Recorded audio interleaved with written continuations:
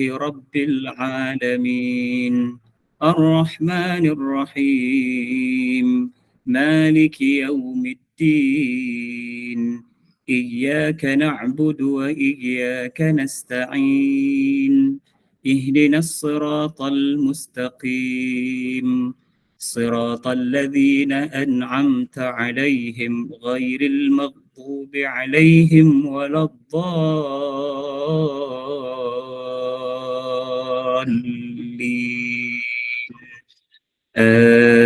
آمين. Kita baca sekali surah Al-Mulk insyaallah. Muka surat 562. أعوذ بالله من الشيطان الرجيم بسم الله الرحمن الرحيم تبارك الذي بيده الملك وهو على كل شيء قدير الذي خلق الموت والحياة ليبلوكم أيكم أحسن عملا وهو العزيز الغفور الذي خلق 7 سماوات طباقا ما ترى في خلق الرحمن من تفاوت فارجع البصر هل ترى من فطور ثم ارجع البصر كرتين ينقلب إليك البصر خاسئا وهو حسير ولقد زينا السماء الدنيا بمصابيح وجعلناها رجوما للشياطين وأعتدنا لهم عذاب السعير وللذين كفروا بربهم عذاب جهنم وبئس المصير إذا ألقوا فيها سمعوا لها شهيقا وهي تفور تكاد تميز من الغيظ كلما ألقي فيها فوج سألهم خزنتها ألم يأتكم نذير قالوا بلى قد جاءنا نذير فكذبنا وقلنا ما نزل الله من شيء إن أنتم إلا في ضلال كبير وقالوا لو كنا نسمع أو نعقل ما كنا في أصحاب السعير فاعترفوا بذنبهم فسحقا لأصحاب السعير إن الذين يخشون ربهم بالغيب لهم مغفرة وأجر كبير وأسروا قولكم أو اجهروا به إنه عليم بذات الصدور ألا يعلم من خلق وهو اللطيف الخبير هو الذي جعل لكم الأرض ذلولا فامشوا في مناكبها وكلوا من رزقه وإليه النشور أأمنتم من في السماء أن يخسف بكم الأرض فإذا هي تمور أم أمنتم من في السماء أن يرسل عليكم حاصبا فستعلمون كيف نذير ولقد كذب الذين من قبلهم فكيف كان نكير أولم يروا إلى الطير فوقهم صافات ويقبض ما يمسكهن إلا الرحمن إنه بكل شيء بصير أمن هذا الذي هو جند لكم ينصركم من دون الرحمن إن الكافرون إلا في غرور أمن هذا الذي يرزقكم إن أمسك رزقه بل لجوا في عتو ونفور أفمن يمشي مكبا على وجهه أهدى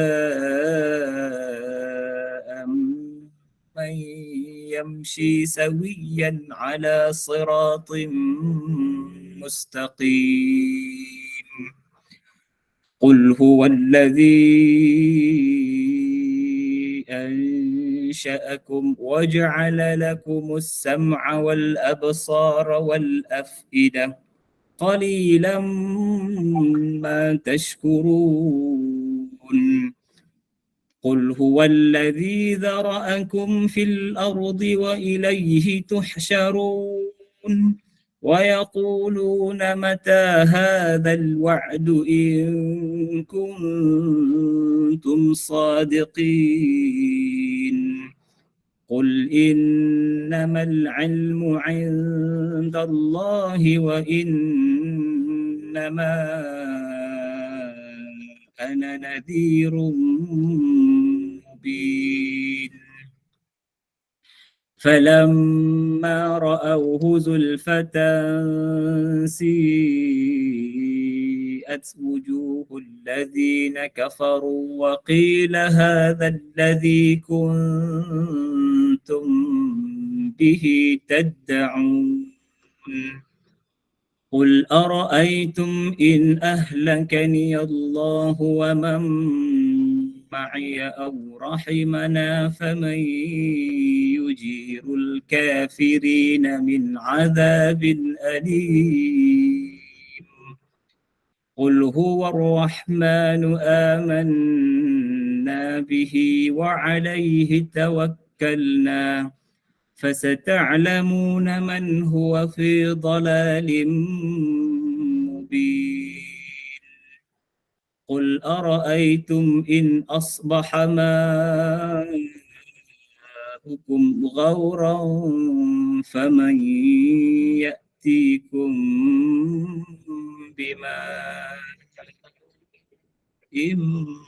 معين صدق الله العظيم أعوذ بالله من الشيطان الرجيم بسم الله الرحمن الرحيم الحمد لله رب العالمين والصلاة والسلام على أشرف المرسلين سيدنا محمد وعلى آله وصحبه أجمعين اللهم اغفر لنا ذنوبنا ولوالدينا وارحمهم كما ربونا صغارا اللهم اغفر للمسلمين والمسلمات والمؤمنين والمؤمنات الأحياء منهم والأموات برحمتك يا أرحم الراحمين اللهم إنا نسألك الهدى والتقى والعفاف والغنى اللهم إنا نسألك موجبات رحمتك وعزائم مغفرتك والغنيمة من كل بر والسلامة من كل إثم والفوز بالجنة والنجاة من النار والعفو عند الحساب لا إله إلا أنت سبحانك إنا كنا من الظالمين اللهم إنا نعوذ بك من البرص والجنون والجذام ومن سيء الأسقام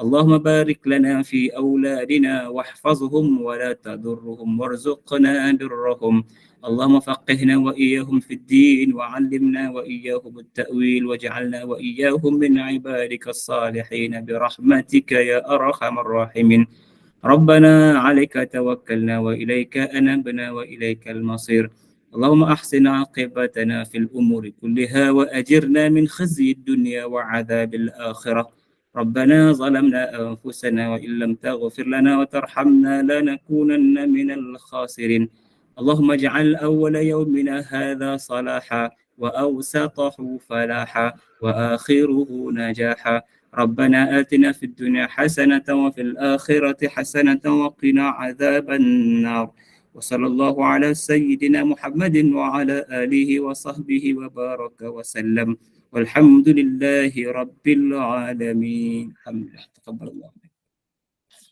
Assalamualaikum warahmatullahi wabarakatuh.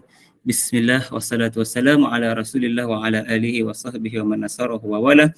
Ya Rabbi lakal hamdu hatta tarda wa lakal hamdu idza radita wa lakal hamdu ba'da ridha. Ya Rabbi lakal hamdu kama yanbaghi li jalali wajhika wa azimi sultanik. Allahumma salli wa sallim wa zid wa barik wa an'im ala sayyidina maulana Muhammad wa ala alihi wa sahbihi wa barik wa sallim. Baik, pada pertemuan yang singkat pada pagi ini, insya-Allah saya nak tadaburkan dua ayat sahaja, iaitu ayat 23 dan 24 daripada surah Al-Mulk. Yang mana ayat 23 itu saya dah tadaburkan pada hari Jumaat, tapi saya nak ulang sikit lagi kerana ada bahagian-bahagian yang mungkin kita terlepas. Jadi kita nak ulang sebagai peringatan untuk kita dapat memperkukuhkan lagi pemahaman kita dan supaya kita dapat terus ingat dan terus amalkan penghayatan daripada ayat 23 dan 24. Baik, pada ayat 23 Allah Subhanahu Wa Taala berfirman, a'udzubillahi minasyaitonirrajim. قل هو الذي أنشأكم وجعل لكم السمع والأبصار والأفئدة قليلا ما تشكرون قل هو الذي ذرأكم في الأرض وإليه تحشرون. Maksudnya, katakanlah wahai Muhammad, dialah yang menciptakan kamu dan menjadikan pendengaran, penglihatan dan hati nurani bagi kamu, tetapi sangat sedikit kamu bersyukur.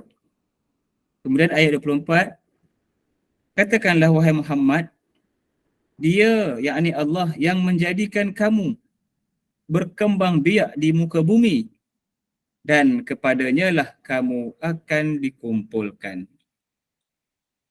Jadi tafsir ayat 23, kalau kita ambil satu-satu tafsir ayat 23, ayat ini sebenarnya Allah nak menerangkan kepada kita, Allah lah yang memulakan penciptaan seluruh makhluk yang ada di atas muka bumi ini. Ya, daripada tiada kepada ada.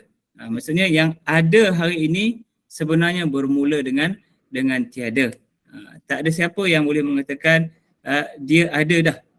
Jadi ini akidah. Maknanya kita tak akan mengatakan perkara ini ada sendiri. Tak. Semua benda ada permulaannya. Maknanya dimulai dengan tiada kemudian diadakan. Jadi diri kita pun macam tu. Dan hanya Allah sahajalah yang berkuasa untuk mencipta sesuatu. Adapun manusia ini dia boleh buat, dia boleh reka, tetapi ciptaannya itu telah pun didahului oleh pencipta sebelum ini. Maksudnya orang lain dah buat. Rekaan-rekaan itu telah dibuat oleh orang lain. Manusia yang kemudian hanya membuat sedikit revolusi, perubahan, peningkatan sahaja. Dan Allah Subhanahu Wa Taala berkuasa mengadakan apa yang Allah nak buat daripada tiada kepada ada tanpa bantuan sesiapa pun. Jadi kekuasaan Allah Subhanahu Wa Taala buat apa yang Allah nak buat dengan kalimah dalam surah Yasin kita dengar kun fayakun. Allah kata jadi, maka jadilah. Jadi sebegitu sahaja, mudah sahaja. Tapi kalau manusia mereka-reka nak mencipta, manusia kena ada berbagai-bagai alat, berbagai-bagai bantuan. Ramai orang yang diperlukan untuk mencipta sesuatu. Banyak akal, banyak otak untuk berfikir. Ramai orang akan menyumbang idea dan pandangan untuk mewujudkan sesuatu yang tidak ada. Jadi begitulah kelemahan ataupun kesempurnaan manusia apabila kita melakukan satu benda dengan keadaan beramai-ramai. Tapi Allah Ta'ala tidak ada yang membantu. Allah Ta'ala dengan dirinya sendiri kun, maka ciptanya terjadilah apa yang Allah nak. Dan ini juga menunjukkan kekuasaan Allah di dalam melakukan apa sahaja yang dikehendaki oleh Allah Subhanahu Wa Ta'ala. Dalam ayat ini juga Allah Subhanahu Wa Taala menjelaskan kepada kita tentang ciptaan manusia yang telah disempurnakan. Ya, Allah Taala dah sempurnakan kejadian kita dengan 3 anggota yang sangat penting, iaitu pendengaran kita, penglihatan dan juga hati. Yang mana pendengaran adalah alat yang Allah jadikan untuk mendengar. Ya, dengar apa? Mendengar ayat-ayat suci Al-Quran yang disampaikan untuk memberi peringatan kepada kita dan supaya kita kenal dan cinta kepada Allah Subhanahu Wa Taala. Jadi Allah Taala sebut dalam ayat-ayat Al-Quran ini untuk manusia dengar. Dengar dulu. Kemudian manusia lihat. Jadi kenapa Allah dahulukan pendengaran ke atas penglihatan? Kerana pendengaran itu lebih penting daripada penglihatan dari sudut metodologi ataupun kaedah untuk mendapatkan ilmu. Kalau kita lihat, kalau kita sedar, masa kita lahir, kita disunatkan untuk azan di telinga bayi kan. Jadi azan di telinga itu sebenarnya adalah bunyi, adalah suara. Maknanya adalah untuk membuka pintu pendengaran dan memasukkan ilmu yang mula-mula sekali, iaitu mengenal Allah Subhanahu Wa Taala. Allahu Akbar, Allahu Akbar. Azan kan. Jadi itulah ilmu mula-mula sekali yang masuk dalam telinga kita. Dia dengar nama Allah Subhanahu Wa Taala, pencipta kepada dia sendiri, kepada bayi yang baru dilahirkan tadi. Jadi itu penting pendengaran kepada manusia. Sebab itu Allah Taala takdim, maknanya mendahulukan ataupun menyebut pendengaran. Wa ja'ala lakumus sam'a, Allah menjadikan untuk kamu pendengaran. Dengar dulu kerana kepentingan pendengaran tadi. Dan begitu juga orang yang mendengar ni, kita boleh dapat pendengaran dan penglihatan, kita boleh buat sedikit perbandingan. Ya, kalau kita mengajar orang yang mempunyai kecacatan pendengaran dengan orang yang mempunyai kecacatan penglihatan. Orang yang ada cacat penglihatan, maknanya dia buta saja tapi dia dengar, dia boleh dapat ilmu. Dia lebih mudah menerima ilmu pengetahuan. Ya, kerana dia dengar, dan dengar itu dapat dia fikir, dapat dia faham.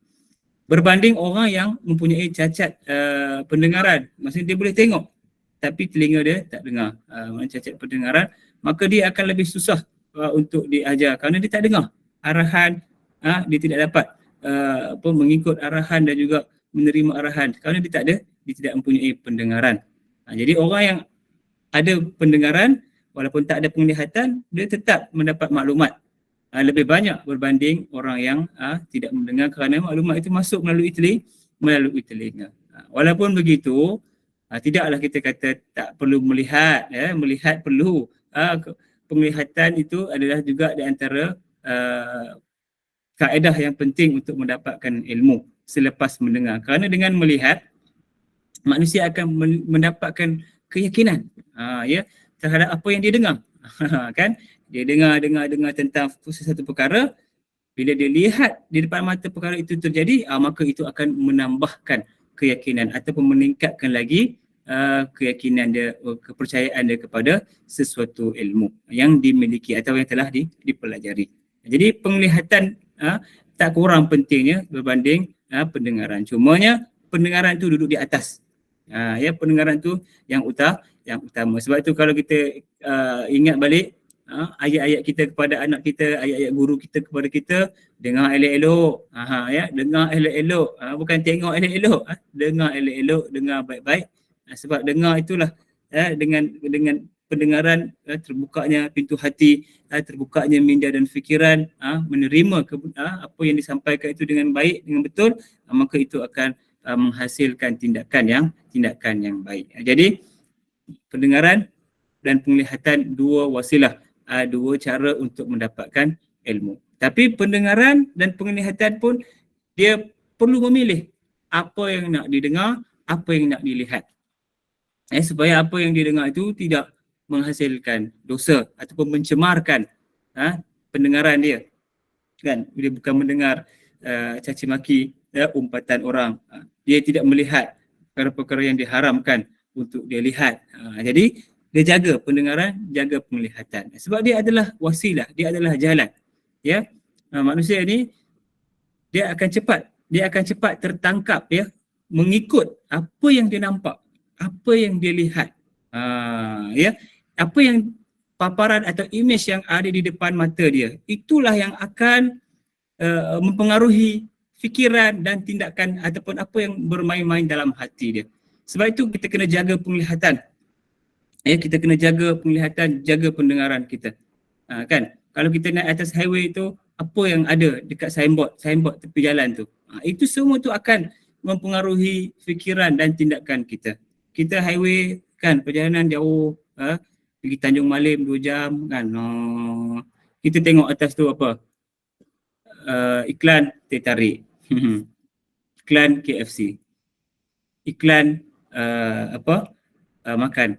Iklan dan sebagainya. Macam-macam lagi lah. Iklan shopping. Jadi semua tu akan membentuk fikiran dan akan menjadi buah fikiran idea untuk mungkin perbincangan, sembang-sembang dalam kereta. Jadi itu kesan daripada apa yang kita lihat. Apakah tidak boleh kita tukar signboard itu kepada zikrullah? Kan? Maknanya tukar signboard itu kepada ayat-ayat Allah, peringatan, tadabbur 1 ayat 2 ayat yang difokuskan secara ringkas kepada mana-mana ayat, pancarkan ataupun jadikan dia sebagai billboard yang besar di tepi highway. Contoh. Jadi itu yang akan menjadi fikiran kita. Ya, bila kita tengok Al-Quran, tengok peringatan tentang zikrullah, tengok apa yang berkaitan dengan agama yang baik yang akan membina rohani dan pemikiran manusia, itu yang dipaparkan di mana-mana di jalan. Sikit sebanyak dia akan mempengaruhi tindakan kita dan fikiran kita. Jadi manusia ni dia akan bertindak, terbentuk tindakannya itu berdasarkan kepada apa yang dia selalu tengok. Kan? Kalau kita tengok anak-anak muda-muda hari ni, budak-budak hari ni, tak ramai yang minat nak belajar. Ya, tak ramai untuk minat untuk sambung belajar. Kerana apa? Kerana kepentingan menuntut ilmu itu tidak diangkat sangat ke permukaan. Yang ada di permukaan maksud saya ialah yang orang kata yang berada dalam arus perdana hari ini ialah iklan-iklan, perniagaan, ya, solek menyolek dan sebagainya lah dalam telefon, ya. Orang jadi kaya apa semua. Jadi budak-budak tak teringin nak sambung belajar, mereka teringin nak berniaga, mereka teringin nak jadi kaya, nak cepat kaya. Jadi tak payah belajar. Terus ada yang berniaga, akhirnya kuranglah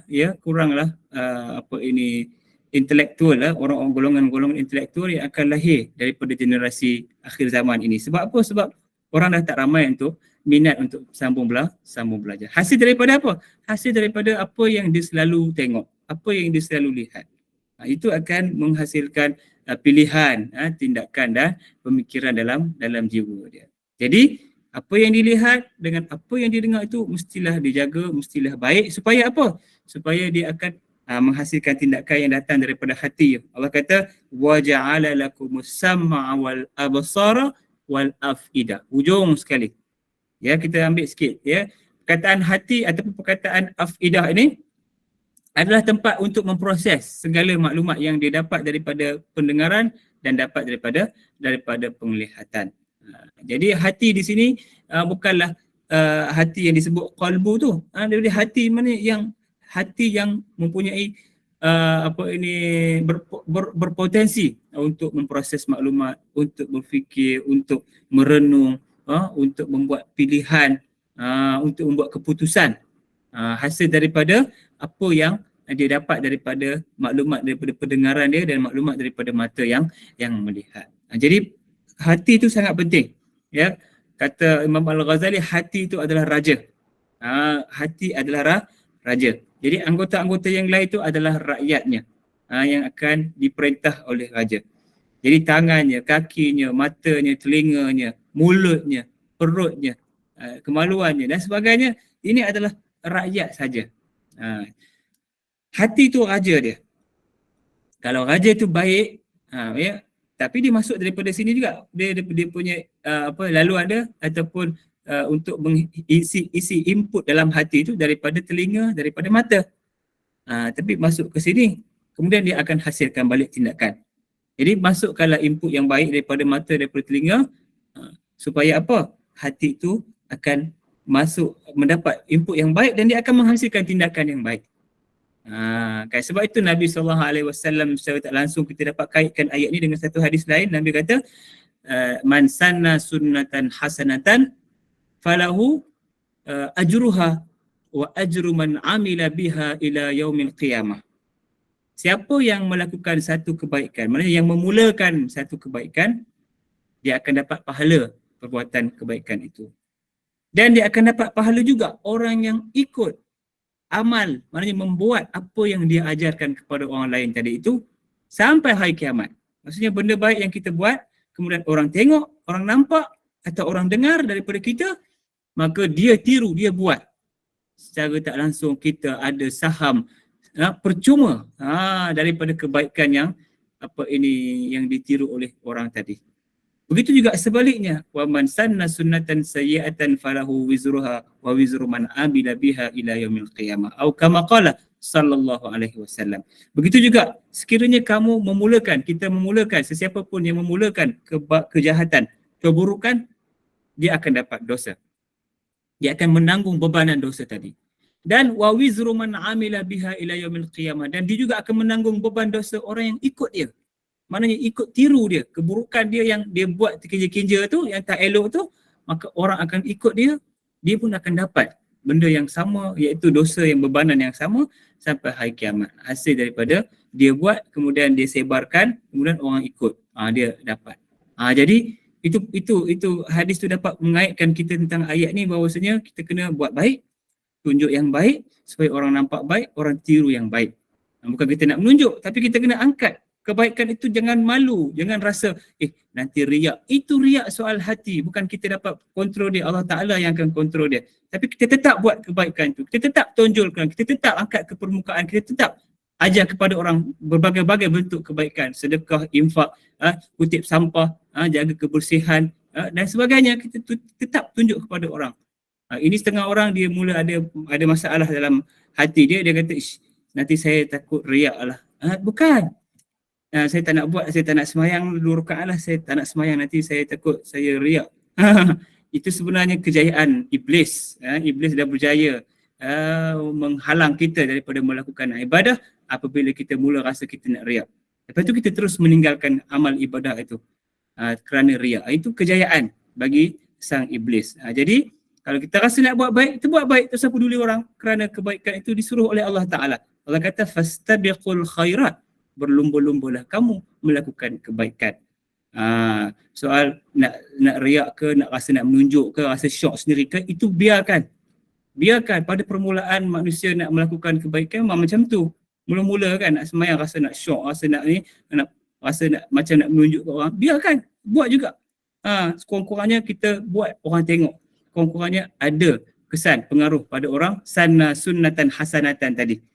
Dia memulakan satu kebaikan, kemudian ditiru oleh orang lain, kita akan dapat faedah daripada situ. Jadi itu pentingnya hati, dia raja. Kerana bila dia baik, dia bagus, dia sihat, dia suci, dia murni, habis semua tindakan yang lain juga akan turut terpengaruh menjadi murni. Itu penting raja.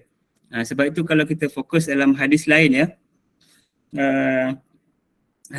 hadis melihat kemungkaran kan, Nabi kata man ra'a minkum munkaran falyughayyirhu bi yadihi fa illam yastati' fa bi lisanihi fa illam yastati' fa bi qalbihi wa dhalika adhaful iman. Barang siapa yang melihat kemungkaran, maka hendaklah ia cegah kemungkaran itu dengan tangannya, maksudnya dengan kekuasaannya. Kalau dia ada kuasa, dia boleh cegah. Dia pegang kuasa, dia kena buatlah cegah mungkar tu, sebab dia, Nabi kata biyadihi, cegah dengan kuasa. Faman lam yastati' fa bi lisanihi, siapa yang tak ada kuasa dia boleh cegah dengan mulutnya, nasihat, kan, report ke, buat laporan ke, itu adalah fa bi lisanihi. Fa illam yastati' fa bi qalbihi, sekiranya kuasa pun tak ada, mulut pun tak mampu nak bercakap, fa bi qalbihi, maknanya menyatakan keingkaran terhadap maksiat itu dengan hati. Dengan hati ni memang kita tengok turutan wazalika adhaful iman. Ujung sekali, last sekali adalah Nabi kata hati itu adalah yang serendah-rendah iman kita. Maknanya kita tengok orang tak pakai tudung, kita kata, kenapa tak pakai tudung ni? Allah Ta'ala suruh pakai tudung. Gitu kita menyatakan keingkaran kita dengan hati. Kenapa isap rokok mata rata ni? Nak isap rokok pergilah tempat lain jauh daripada orang. Maka kita letak tangan kat sini, kita apa semua, itu semua adalah keingkaran kita dengan hati kita, kebencian kita kepada maksiat dan sebagainya. Tapi kan ada ulama menafsirkan hadis ini sebaliknya. Kalau kita tengok hierarki, ada orang kata, ada orang mensyarahkan hadis ni, nombor satu, cegah dengan puasa kalau mampu. Kalau tak mampu, cegah dengan mulut. Yang ketiga, kalau tak mampu juga, cegah dengan lidah. Dengan hati. Tapi ada ulama menyusun terbalik. Maksudnya mula-mula sekali kita berikan perhatian kepada hati. Sebab dia kata point dia pada isim isyarah zalika tu. Zalika tu maksudnya yang menunjukkan kepada yang itu tu yang jauh. Yang jauh tu apa dia? Hati tu. Hati tu yang paling susah sekali tu sebenarnya. Sebenarnya manusia ni boleh berubah dengan hati. Kalau ada kuasa yang dikuatkuasakan, ada undang-undang dan peraturan yang dikuatkuasakan sekalipun, ada mulut yang menyampaikan nasihat sekalipun, tetapi kalau hati itu tetap menjauh, hati itu tetap memerangi Islam, hati itu tetap tak mau kepada kebenaran, buatlah apa pun, dia tetap tidak akan berubah. Sebab itu yang jauh itu sebenarnya hati itu. Wadzalika, dalam hati itu yang paling susah sekali sebenarnya. Kalau hati manusia baik, hati manusia itu dapat ditegur, dapat dibentuk, dapat dinasihati, dapat menerima ilmu pengajarannya, kita tak susah dah. Polis tak payah ramai. Tak payah ramai polis, tak payah ramai pendakwah. Tak ada ramai-ramai orang yang nak akan sampaikan nasihat, tak ada ramai polis nak kerja untuk tangkap-tangkap orang. Sebab apa? Sebab hati. Jadi hati itu. Hati itu kalau dapat kita tumbuhkan hati yang baik, hati yang murni, insya-Allah itulah dia sebagai point ataupun tempat untuk melakukan perubahan dalam diri manusia. Jadi habis daripada pendengaran, habis tentang penglihatan dan juga hati. Jadi penciptaan manusia yang sempurna ini sebagai bukti bahawasanya hanya Allah sahaja yang berhak disembah dan mengajak hamba-Nya untuk bersyukur serta mengesakan Allah Subhanahu Wa Taala dalam ibadah sepanjang kehidupan kita. Ibadah ni umum ya. Kalau kita cerita bab ibadah, jangan kita ingat solat. Sebab solat tu berapa minit sangat, ya. Katalah setengah jam je sehari kita solat. Jadi lagi 23 jam yang lain tu apa namanya? Jadi sebenarnya ibadah luas. Ya. Kita bekerja pukul 8 pagi sampai 5 petang. Itu pahala ibadah tu dicatat sebagai pahala ibadah daripada pukul 8 pagi sampai 5 petang. Tapi syaratnya kerja lah. Sebab kita bekerja kan. Suri rumah, masak. Sambil masak ni buka laptop atau buka telefon, dengar tadabbur SPAQ. Ibadah tu. Masak dah ibadah. Tadabbur lagi, masya-Allah. Double. Hebat. Tuan-tuan dan perempuan hebat. Begitu. Jadi ibadah ni jangan kita ingat kita nak semayang je ibadah. Memanglah itu yang wajib. Kita baca Quran tak. Apa saja kebaikan yang kita niatkan kerana Allah, yang kebaikan, jangan yang kejahatan pula. Apa saja kebaikan yang kita niatkan kerana Allah, dia jadi ibadah. Dan dia syarat ibadah ni 3 aja, kerana Allah, kemudian mengikut sunnah Nabi, dan orang kata ikut segala kerana Allah, mengikut sunnah Nabi, dan ikhlas. Buat kerana Allah lah, ikhlas kerana Allah, ikut sunnah Nabi, kena dengan bertepatan dengan syarak. Jadi ikut tiga syarat ni, jadi ibadah lah satu benda yang kita buat tu.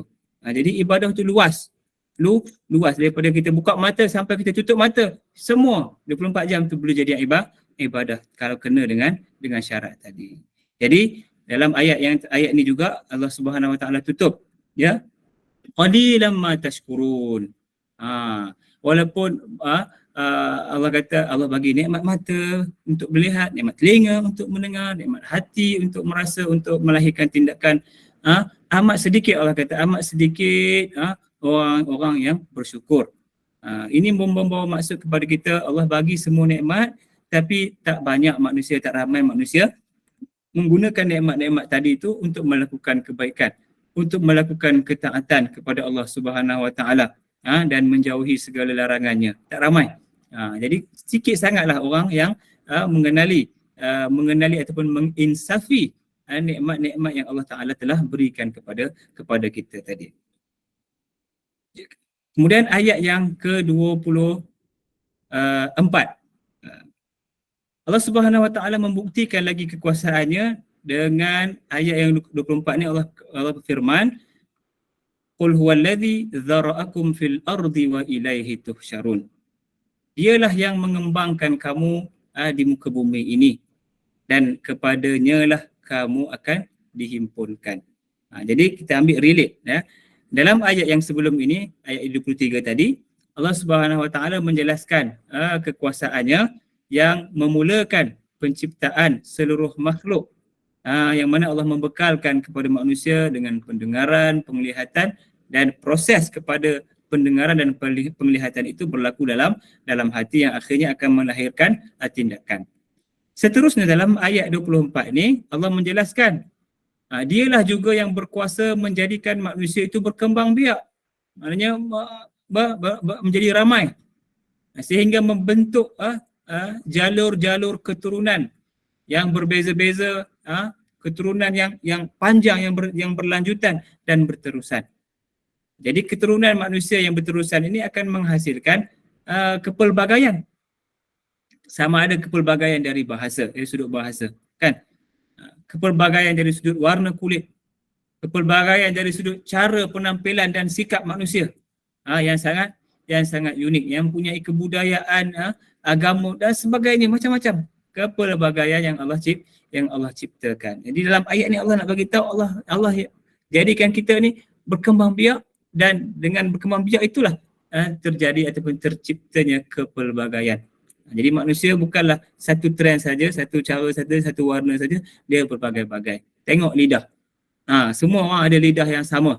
Ya, lidah yang sama. Tapi adalah orang yang pendek, ada orang yang panjang, ada orang yang lidah telur dan sebagainya. Tapi lidah, organ lidah ni yang dibekalkan dengan kalau kita baca dalam sains disebut kita ada setiap orang yang dilahirkan ada 10,000 saraf dekat lidah tu. Jadi bila sel rasa untuk dia menyentuh, merasa makanan atau benda apa yang dia suap dalam mulut dia tu, dia 10,000. Tapi lama kelamaan disebabkan peningkatan faktor usia, sel itu makin menurun. Ada tinggal, paling kurang dewasa kita ni tinggal 3,000 hingga 5,000 sel dalam lidah, atas lidah kita tu, yang bintik-bintik tu kan. Jadi kenapa ada sel tu? Sel itulah yang membuatkan kita dapat rasa masin, manis, masam dan sebagainya. Kadang-kadang kita tengok budak-budak tak lalu makan. Bukan kenapa? Kerana sel itu terlalu sensitif. Jadi bila dia letak sikit makanan, dia terasa terlalu masam. Mungkin dia letak sikit ini, dia terlalu masin. Dia letak air, walaupun suam dia kata terlalu panas. Jadi macam-macam. Jadi sel yang aktif tu kadang-kadang budak tak lalu makan. Jadi kita lama kelamaan meningkat usia kita mengenali ini, maka kita dapat makan ataupun menikmati berbagai sel, berbagai rasa. Itu lidah. Daripada lidah yang sama ni terpecah berbagai bahasa. Bahasa Arabnya, bahasa Melayunya, bahasa Spanyolnya, bahasa Indianya, orang putihnya, Cinanya dan sebagainya. Jadi semua tu lidah tu datang daripada lidah. Tapi berbeza, berbagai. Ini dia kekuasaan Allah Subhanahu Wa Taala yang mengembangkan kehidupan manusia di atas muka bumi. Dan dalam ayat ni juga Allah kata wa ilaihi tuhsyarun, dan kepadanya lah kamu akan dihimpunkan. Satu hakikat yang tidak dapat dinafikan oleh mana-mana orang, iaitu kematian. Justru dalam ayat ini Allah Taala menegaskan bahawa manusia keseluruhannya akan kembali kepada Allah Subhanahu Wa Taala. Setelah jasad bercerai-berai dalam tanah, manusia akan dihidupkan kembali, dihimpun. Itu wa ilaihi tusyarun tu, dihimpunkan dan dihisab, dihitung segala amalan ketika hidup di atas muka bumi dulu. Jadi ini dia tafsiran ringkas daripada dua ayat tadi, dan sekarang kita tengok sedikit sebanyak dalam lebih kurang 10 minit pengajaran yang penting. Yang pertama, kita diciptakan oleh Allah Subhanahu Wa Taala untuk mengabdikan diri kita kepada Allah Subhanahu Wa Taala. Jadi kita renung pada diri kita, kita kena hargai tubuh badan kita ini yang Allah bagi. Kita boleh tengok sendiri betapa besarnya nikmat dan rahmat Allah kepada tubuh badan kita yang diciptakan dengan penuh kesempurnaan. bahkan dengan penuh kecintaan Allah kepada kita. Jadi kita gunakanlah, bila kita menyedari, kita gunakanlah tubuh badan kita ini untuk melakukan ibadah bersungguh-sungguh kepada Allah, semata-mata kita harapkan keredaan Allah Subhanahu wa taala. Kemudian pendengaran adalah deria yang sangat penting, ya, yang sangat berguna, yang sangat penting yang Allah telah berikan kepada kita. Jadi kita gunakanlah pendengaran kita itu, ya, untuk isi dengan kalamullah, zikrullah, majlis ilmu, tuntut ilmu dan sebagainya. Carilah orang kata apa, carilah ruang, kita kena bentuk ruang itu. Kalau kita nak cari, kita nak kata saya nak belajar masa lapang, tak boleh, ya, jangan. Masa lapang itu bukanlah cara untuk mendapatkan ilmu, tapi kita memberikan masa yang kita khususkan atau kita peruntukkan supaya kita dapat belajar. Jangan kita sesekali menzalimi telinga kita ini. Jangan kita menzalimi telinga kita ini dengan kita membiarkan dia. Hanya ialah paling mudah sekarang ni, ibu-ibu, ayah-ayah, tuan-tuan dan puan-puan yang saya kasih sekalian, paling mudah kita tengok telefon je lah. Kan, gosok telefon tu, itu saja yang kita rasa mudah, kan, yang kita rasa mudah nak buat hari ni.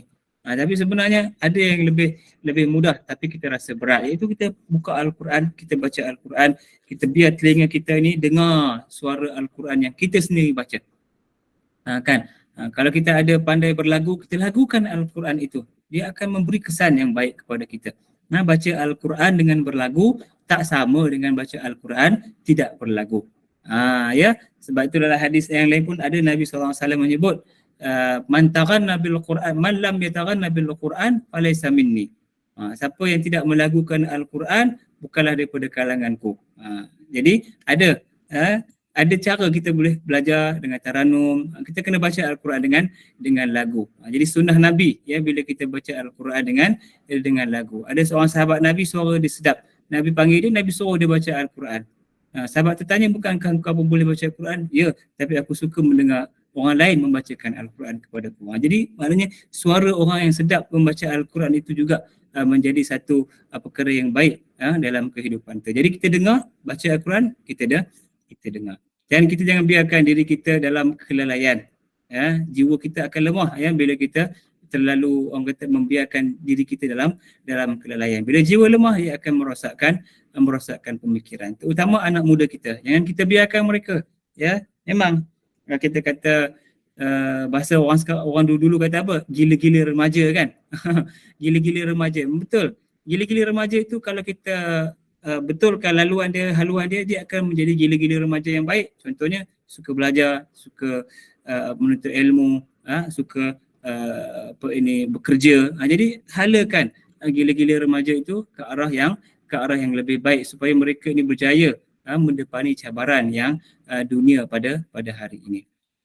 Kemudian kita gunakanlah penglihatan yang Allah berikan kepada kita ini untuk melihat apa saja yang baik-baik yang ada di atas muka bumi ini, sambil kita bertafakur, berfikir, merenung atas segala keindahan, segala orang kata apa, kejadian yang diciptakan oleh Allah Subhanahu Wa Taala yang akhirnya akan mengembalikan ataupun mengukuhkan keimanan kita kepada Allah Subhanahu Wa Taala. Kemudian hati kita, dia adalah raja, ya, dia adalah raja dalam tubuh badan kita. Kalau baik hati, maka baiklah seluruh anggota badan. Hati bersih, insya-Allah akan berfikir yang baik-baik, akan menghasilkan tindakan yang baik-baik. Sebaliknya, kalau hati ada masalah, hati kotor, hati tercemar, hati ada noda, maka dia akan menghasilkan fikiran yang tidak baik. Ya, biasa kalau kita renung, kita insafi, kadang-kadang fikiran kita itu bercanggah-canggah dengan orang, berlaga-laga, ataupun terlalu kontra dengan orang lain. Maka kita jangan marahkan orang, cuba kita tafakur, cuba kita renung balik diri kita, adakah kita ini fikir dengan betul? Adakah kita ini mempunyai hati yang baik? Itu soalan nombor satu. Senang, tanya diri kita, hati kita baik tak? Kalau kita punya hati, kita sendiri kata, ya, hati saya tak baik sangat sebenarnya. Jadi kita boleh tahu fikiran kita sebenarnya juga kurang baik. Idea kita ataupun yalah apa yang kita berikan itu mungkin juga kurang baik, sebab kita sendiri yang akui hati kita tidak berapa baik. Jadi begitulah apa neraca untuk kita melihat tindakan dalam diri kita. Dan kita kena didik, ya, kita kena didik hati kita. Ya, didik anggota kita, tapi semuanya itu datang daripada raja, iaitu datang daripada hati. Beri perhatian kepada hati kita, didik hati kita untuk sentiasa bersyukur, didik hati kita untuk sentiasa beristighfar kepada Allah Subhanahu Wa Taala, didik hati kita untuk sentiasa membaca nak buat baik, fikir nak buat kebaikan. Ya, ada orang sebut fikiran adalah raja kan, itu falsafah barat ya, tapi dalam Islam hati itu dia adalah tempat yang utama untuk kita berjaya melakukan sebarang tindakan dan perubahan.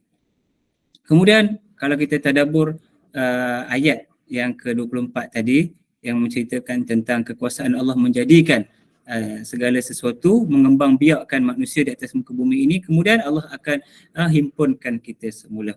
Jadi kita kena sedari bahawa kejadian kita semua makhluk atas muka bumi ini berasal daripada satu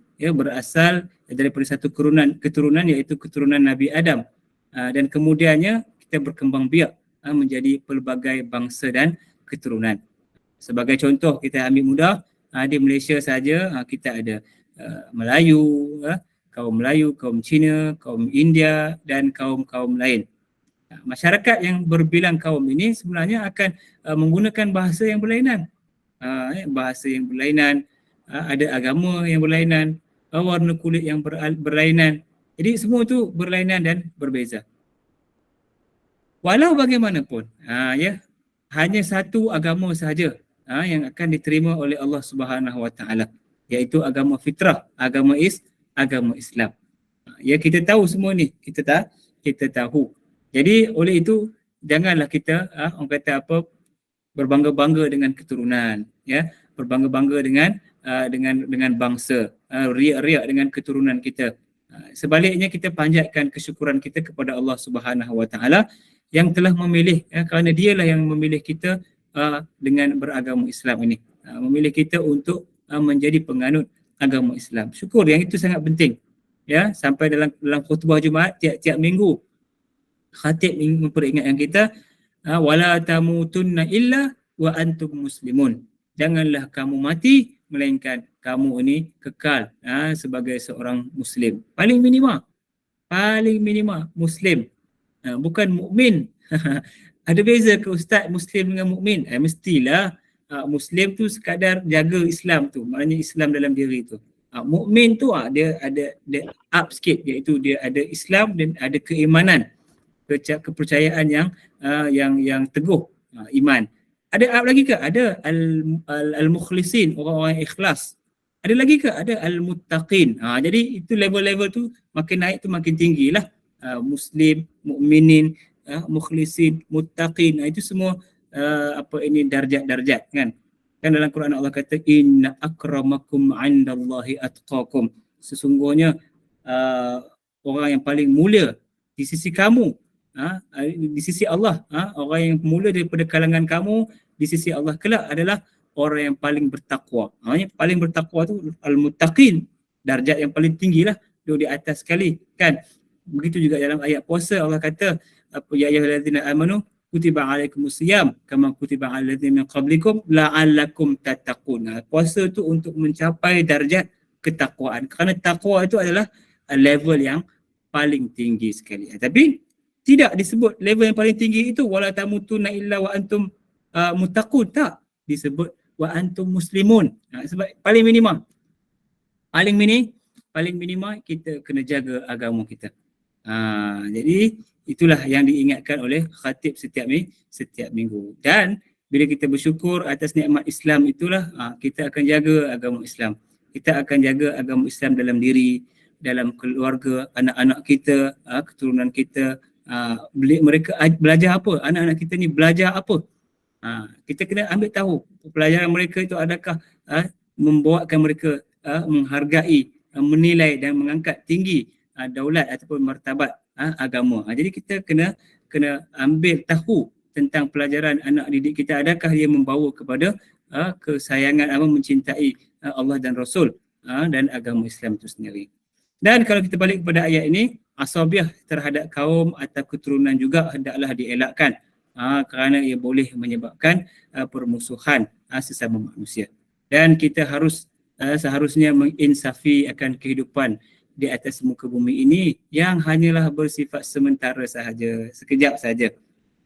Ya, ada orang kata 60 tahun sekejap je. Ada orang kata 70 tahun pun sekejap, 80 tahun pun sekejap. Tak sedar pejam celik dah 40 dah umur. Pejam celik yalah. pejam celik tu tidur bangun ya. Sebenarnya manusia tahu 40 tahun tu adalah satu tempoh yang sangat panjang, satu peluang yang sangat panjang, satu masa yang sangat panjang yang Allah telah berikan kepada manusia. Kita sendiri tahu. Sebab tu ayat ini digunakan menginsafi. Kita kena ingat balik. Allah bagi tempoh masa kita, walaupun kita kata hidup di dunia ini sementara, tapi dia ada tempoh dia. 10 tahun, 20 tahun, 30 tahun, 40 tahun. Ada orang Allah bagi dia tempoh 21 tahun je. Kemudian Allah ambil dia mati. Ya. Tapi dia mati dalam keadaan yang namanya haram. Semua orang sebut kebaikan dia. Semua orang sebut amalan soleh dia. Semua orang sebut sikap baik dia dengan orang. Semua orang sebut akhlak dia. Semua orang sebut tentang pengorbanan dia. Semua orang sebut tentang perjuangan dia. Berapa umur dia? 21. Kita ada yang 40, ada yang 50, ada yang 60. Adakah bila kita mati orang akan sebut kebaikan kita? Soalan dia kan. Adakah adakah orang akan ingat kebaikan kita? Atau orang bila kita mati, lega, tak ada dah orang yang nak racun kucing. Tak ada dah orang yang nak laju-laju bawa kereta, tak peduli orang kat atas jalan raya. Dah tak ada dah orang yang nak langgar bonggol depan rumah orang laju-laju. Adakah orang akan ingat keburukan kita? Jadi tempoh yang Allah bagi ni sebenarnya cukup.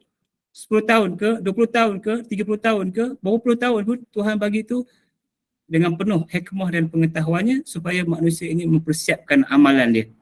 Banyakkan amalan dia, hitung dirinya selalu, adakah dia ini menjadi hamba yang membuat kebaikan dan kebajikan semasa tempoh yang telah diberikan oleh Allah Subhanahu Wa Taala.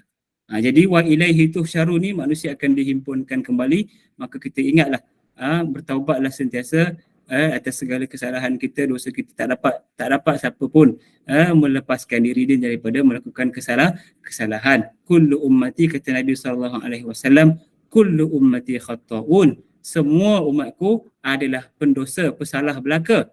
Wa khairul khatta'ina tawwabun, tapi sebaik-baik orang yang bersalah dan orang yang berdosa itu adalah orang-orang yang bertaubat. Jadi janganlah kita leka, jangan kita lupa, teruskan sentiasa kita beristighfar dan bertaubat kepada Allah Subhanahu Wa Taala atas segala dosa dan kesalahan kita.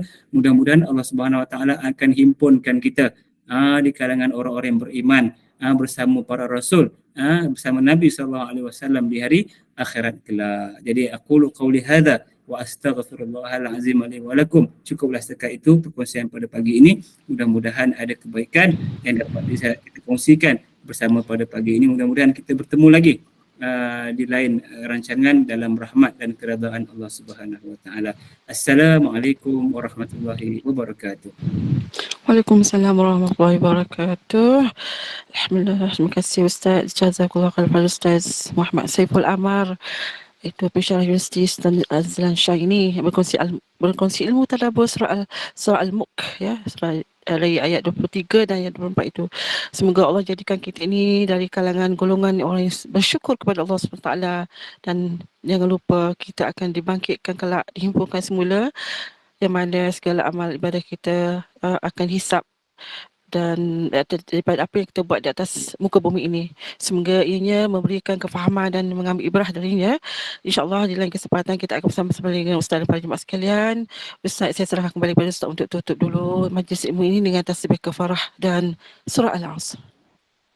A'udzubillahi minasyaitonirrajim. Bismillahirrahmanirrahim. Subhanakallahumma wa bihamdika asyhadu an la ilaha illa anta astaghfiruka wa atubu ilaik. Bismillahirrahmanirrahim. Wal 'asri innal insana lafi khusr illa alladhina amanu wa 'amilus salihati wa tawassaw bil haqqi wa tawassaw bis sabr. Amin ya rabbal alamin. Terima kasih Ustaz. Assalamualaikum warahmatullahi wabarakatuh. Masih semua jumpa Waalaikumsalam lagi. warahmatullahi Ha. wabarakatuh. Jumpa lagi. Jumpa lagi Terima kasih. insya-Allah. Sama-sama. Assalamualaikum. Terima kasih Ustaz. Waalaikumsalam warahmatullahi wabarakatuh. Assalamualaikum. Terima kasih Pak Terima kasih Pak Ainun. Ainun. Sama-sama. Jumpa lagi kita. Pukul 8 malam baca Quran. InsyaAllah. InsyaAllah.